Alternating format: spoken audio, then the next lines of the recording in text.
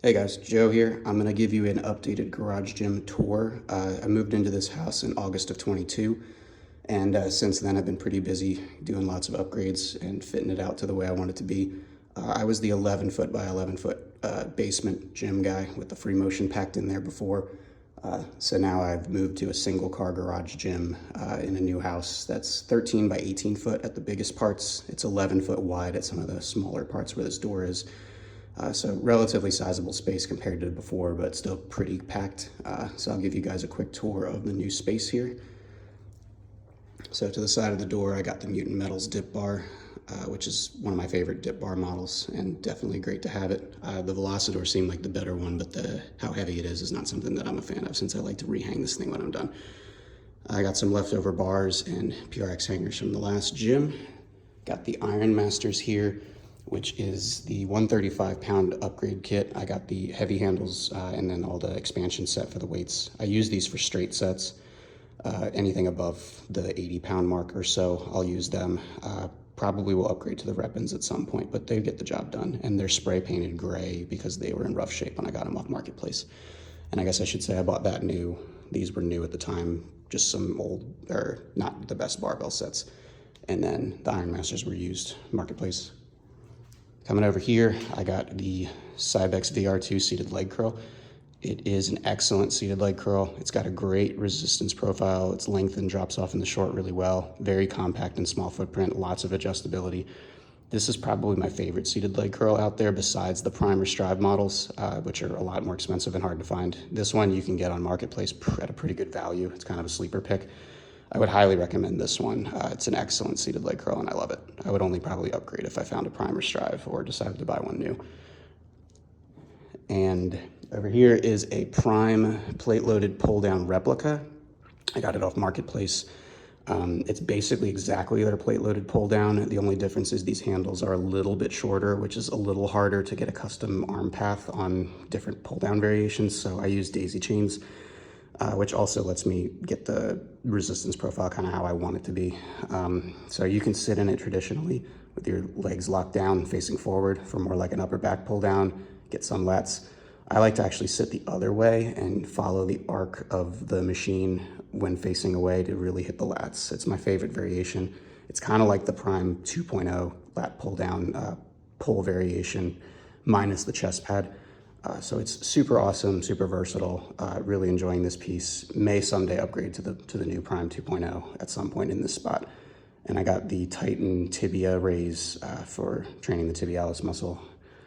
I got a Matrix selectorized leg press used on Marketplace. This is one of the ones that has the sled that travels on the rail angle with the stable foot platform, which I actually really prefer for leg presses that are selectorized. I find that you can get, this is amazing for calf pressing. I got a homemade calf block and you can get a really great calf press off of this. It's probably best I've ever used. Good range of motion, just really solid and stable. I also really like single leg glute pressing on this. It kind of mimics like a split squat, but it's super stable, fries the glutes.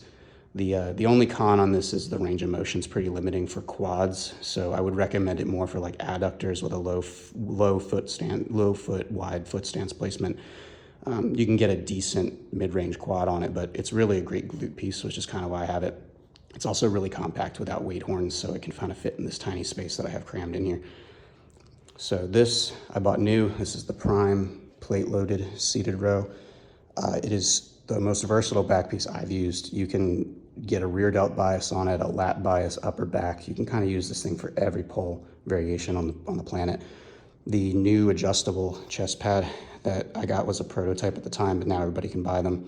It lets you tilt the pad forward, tilt it backward, so it really gets you different biases. You can get a good lat stretch on it if you tip it forward, really good rear delt if you tip it back. Also really pulls out the chest pad or pushes it in depending on starting position and what you want to do. This is an amazing back piece. It's probably my favorite row of all time. So I'm really glad to have it. It's super versatile. And then I got the Prime leg extension leg curl combo, the plate loaded one to fit with it. So this is also new that I purchased from Prime. It is exactly like their standalone leg extension and prone leg curl pieces. It's probably 95% of each of those standalone models, but you get it in a combo for the space saving. I love having a lying leg curl paired with a seated leg curl for hamstring day. And I find this piece is just incredible, and it's definitely worth the high price tag and long wait time to me. So these two were new at the same time. Purchased from Prime. Over here, I've got a Nautilus 2ST vertical chest press, which I think is my favorite chest press variation of all time. I love the arm path on it. The convergence is perfect for my body type. The neutral handles are amazing, and I actually like the wide handles as well, so you get a good variation. This one's got the foot lever for a good starting for the movement, so you're not in that pre-stretch position with the heaviest weight. The range of motion is really good. I can bottom it out on having the handles pushed all the way back, and it's a super deep stretch compared to a lot of chest presses. They're also iso arm, so you can do them kind of one at a time, which is different from the Nitro model, which is fused together. So I actually really love this piece. It is a little bit short overload, but overall, just the chest press motion for me fits me perfectly. So this is the best one I've ever used personally, and it's a dream piece to have in here, which is kind of a theme across the gym. Is it's a best of variation of everything I've ever used and like. So I'm trying to fit this thing out with every possible machine movement that I love. This is the Peloton carryover from the last gym. I still use it for cardio, the wife and I, and we really like it. So it's kind of a keeper here.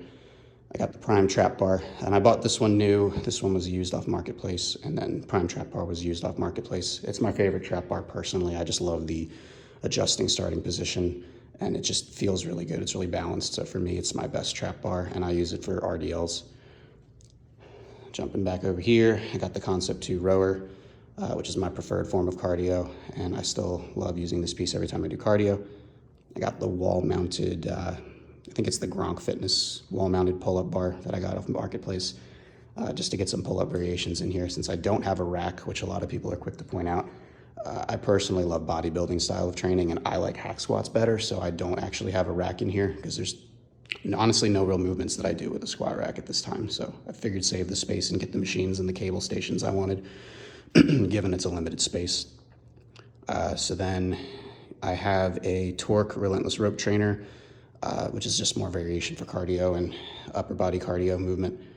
And I got, so this is a free motion dual cable cross, the one that I had in the basement before, but I have modded it to have an upright where I can attach the Prime Stability bar to it, or Prime Stability pad, I should say, which gives you just so many bracing opportunities for the different arm path movements that you can customize on this thing. It's amazing for rows. You can use it for bracing for arm movements. You can even do chest variations off of this and bracing for even leg movements, like a standing leg curl. You can brace your upper thigh on it. It just opens up a ton of possibilities in here, and I absolutely love it. It kind of combines the Bravo, Cybex Bravo with the free motion, making, to me, the best functional trainer of all time between the two pieces. So I'm a really big fan of this. And then back there's the Kensui Easy Vest for weighted pull-ups, push-ups. And then I got battle ropes and assortment of stuff that I don't use all that often back there. Over here is just some storage for the urethane plates that I got used off Marketplace. And this was new, purchased brand new from my last gym holdover. Got the urethane plates and some American Barbell rubber coated. I love the rubber coated and urethane plates personally, just for the quietness, the handles, and overall usability of them. I find it's the best value for me personally. Maybe not value, it's probably the wrong word since they were more expensive, but I just really like using these style of plates personally over metal or bumpers. I got the Prime bench. This is the original one. I might upgrade to the Shorty someday, but for now I use the arm pad, elbow pad attachments, and all the attachments with the Prime bench. I absolutely love this thing. It is a really, really good bench. I like that it's thinner, just so I can use it for me personally, I get more range of motion on chest and back movements on a thinner pad as opposed to a bigger one for bracing. I actually like that it's lightweight too, because I can move it around since this isn't where it's always situated in the gym. So I personally think this is the best bench of all time for me. And then I got that one used off Marketplace for like half off. This is the Life Fitness Hyperextension. I elevated off DC blocks and wedges. This is on the lower elevation than I sometimes do. I use it for hamstring RDL or hamstring hyperextension variations. The higher the angle, you get a better range of motion, a little bit of a length and overload. It fries the hamstrings in a really stable position. So I use this and mod it even more during the sets by tilting up the angle even further. and I will attach it to the free motion via like a little DIY cable setup here with a straight bar. And then I move the bench over this way and basically have it hooked up to the stacks on the free motion to use a cable variation for the hyperextension movement. Absolutely love it. I love having a hyperextension bench personally, and this was a marketplace find. I got it for like $100 a couple years ago when I first moved into this garage gym, so it was a steal. So I may someday upgrade it, but for now it works and it does the job. So got the Nua bells, like I mentioned. I use them in tandem with the Iron, or actually I don't think I mentioned it earlier. I use them in tandem with the Iron Master set. This is just for laziness, for quick adjustment for anything lower than 80 pounds. But if I do upgrade to the Repins, I'll probably sell both off and just use those from here on out if I go that path. This is the Cybex lying leg press, it's called. It's an old school piece. They don't make this anymore, and a lot of companies don't really make this anymore. Atlantis has one now that's a newer version that has the adjustable back pad, but this one doesn't. But I absolutely love this movement. It's basically the original Cybex hack squat, plate loaded, but without the weight horns. It's the same angles, same foot plate angle, same back pad angle, just tilted on its back for a selectorized version. It's really smooth. It just feels incredible. I usually use heel elevated wedges as well as Olympic shoes to get a really, really good quad bias on it. I can get full depth on this thing, but touching the bottom of my calves with no knee pain. It is just an excellent, excellent variation. And you can usually find these. I got this on Marketplace really cheap. You can usually find these pretty good deals out there. So I would definitely recommend it if you're looking for a very compact hack squat, because this thing is only 43 inches wide, so no weight horns. You can really fit this thing in a tight space like I did, which is one of the main reasons I wanted something like this over the plate-loaded models. It's just a really, really good piece, actually. I was so surprised how good it is for quads. And paired with the other leg press, I get a full variation of leg pressing and hack squat movements here, so I'm super happy with it. I got the wall control with all the cable attachments here. Kind of the highlights are these dualies. Dynamic Sports, I think, is the company. They're excellent for triceps.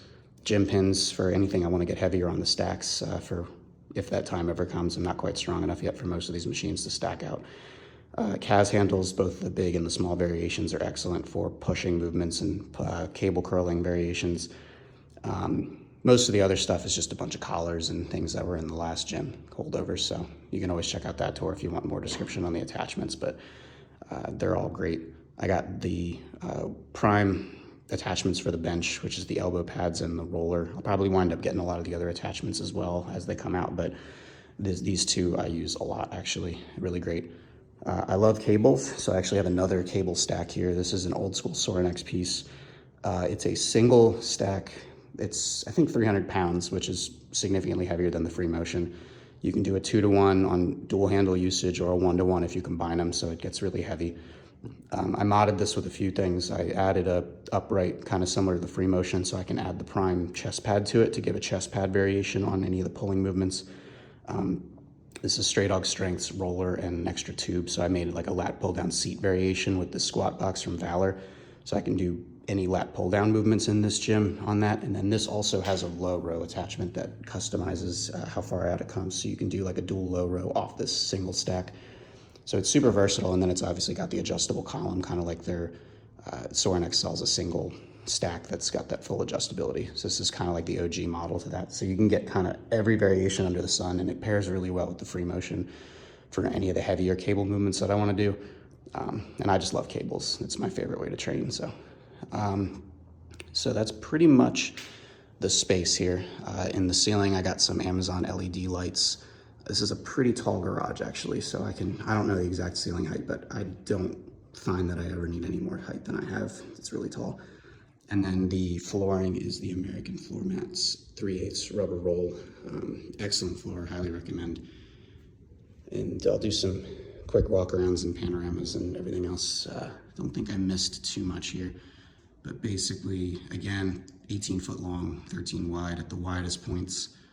Tried to cram as much as I possibly could into this gym, and I tried to pick my favorite movements of all time and kind of fit every movement pattern I could in here in the form of a machine, and my favorite machines that I've used to date. Some upgrades that I'll probably do over time are going to be getting some Vultras potentially, to get some Vultras on this spare upright that I have here. maybe potentially upgrading the hyperextension to the Atlantis incline that has a much more adjustable platform with a little pulley that's bolt on. Might upgrade to the Prime hack one day and get rid of these two leg press pieces, or Prime pendulum when that comes out. May eventually upgrade to the Prime seated leg curl, and I might do the Prime plate loaded 2.0 pull down in that spot. And that would be like the end game if I decide I want to make those changes. But yeah, if anybody's got any questions or anything that I missed that you want me to touch on, happy to. Appreciate you guys taking a look, and I'm excited to see everybody else's gyms. One more panorama at the top here of the stairs.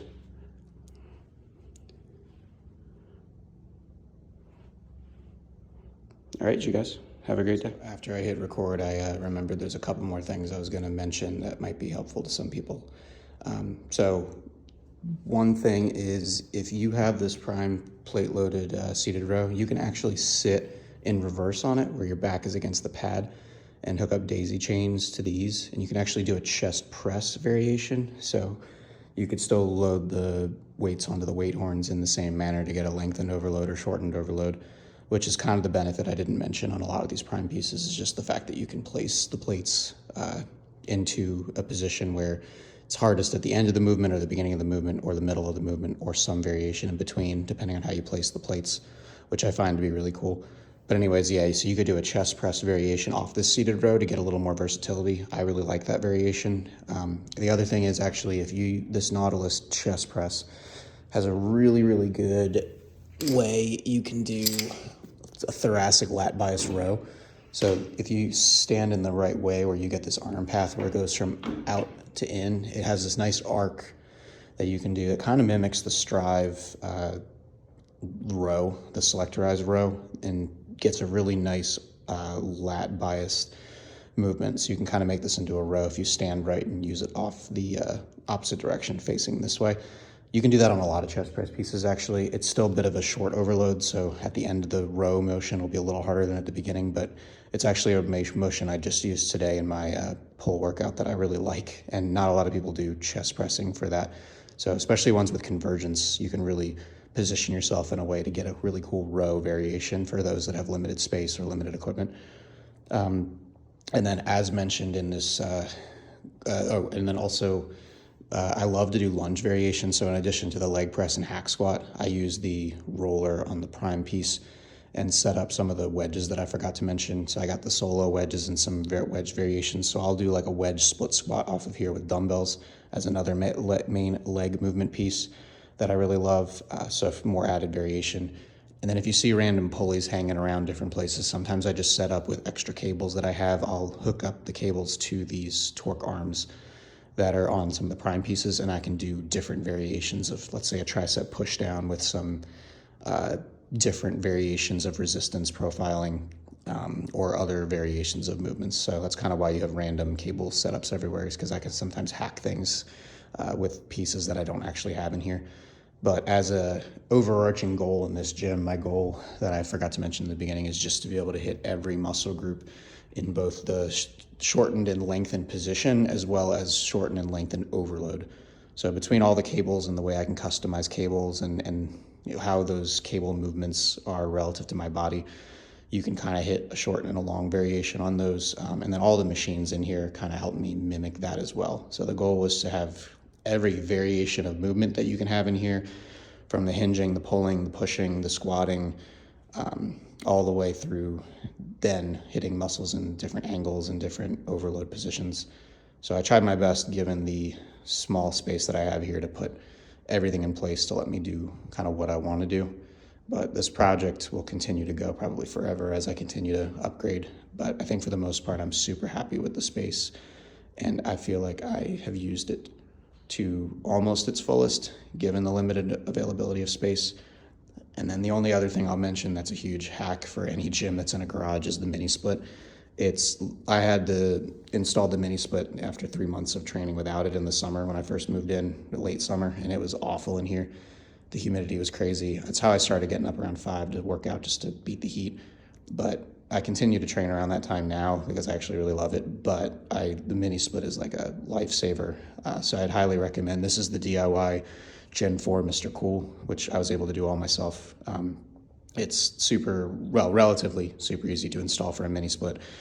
And then all the walls in here are insulated. When we bought the house, this garage was already finished, so everything's insulated, and then I insulated the garage door with the panels myself. So it stays really consistently temperature controlled in here and humidity controlled, which is the dream because I do not like training in anything less than a really not humid and conditioned environment, just because I'm spoiled from all the commercial gyms I've been to over time. But yeah, I think I wanted to just add those couple pieces in there, and I'm open to suggestions if anybody's got anything else I could continue to do to improve the space, but I appreciate the time.